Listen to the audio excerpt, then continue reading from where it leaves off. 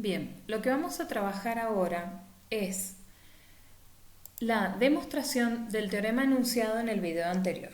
¿Sí? Bien, no nos olvidemos que el enunciado lo que nos decía era que si una función f es diferenciable en A, entonces f es continua en A.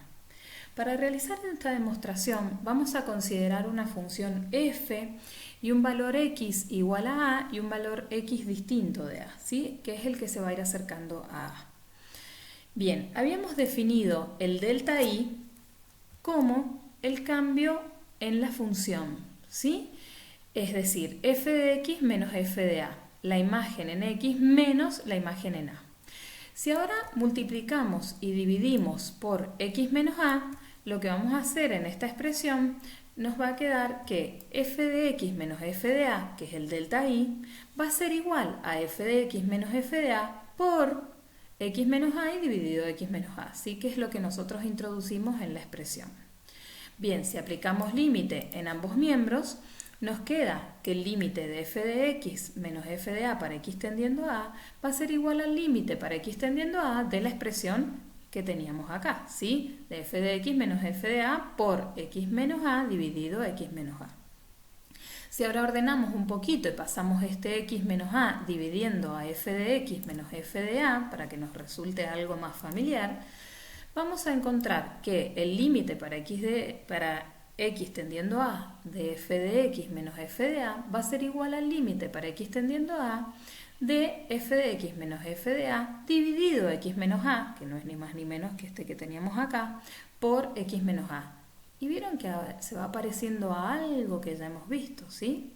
Bien, si aplicamos álgebra de límites a este producto, recordemos que estamos haciendo el límite de un producto. Por lo tanto, en realidad nos puede quedar que es el límite para x tendiendo a de f de x menos f de a sobre x menos a por el límite para x tendiendo a de x menos a, ¿sí?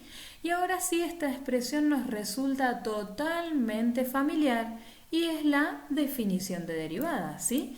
Por lo tanto, como f es derivable en x igual a a, lo que nosotros podemos asegurar es que el límite para x tendiendo a de f de x menos f de a sobre x menos a es la derivada en un punto, es decir, es f' de a.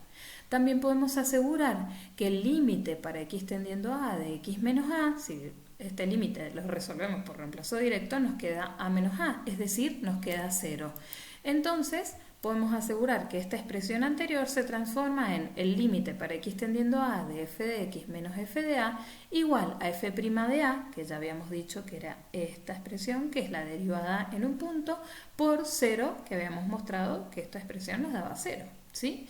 Es decir, que nos queda que el límite de f de x para x tendiendo a menos el límite de f de x para x tendiendo a de f de a, como verán acá hemos aplicado álgebra de límites porque estamos haciendo el límite a una diferencia, por lo tanto es la diferencia de los límites, esta expresión nos va a dar igual a 0, ¿sí? Si reordenamos un poquito, nos queda que el límite para x tendiendo a de f de x va a ser igual al límite para x tendiendo a de f de a.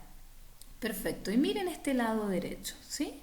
Nosotros estamos tomando acá f de a, que lo que es, f de a es una constante, ¿sí? Es la imagen reemplazada en un valor específico, es decir, esto es una constante.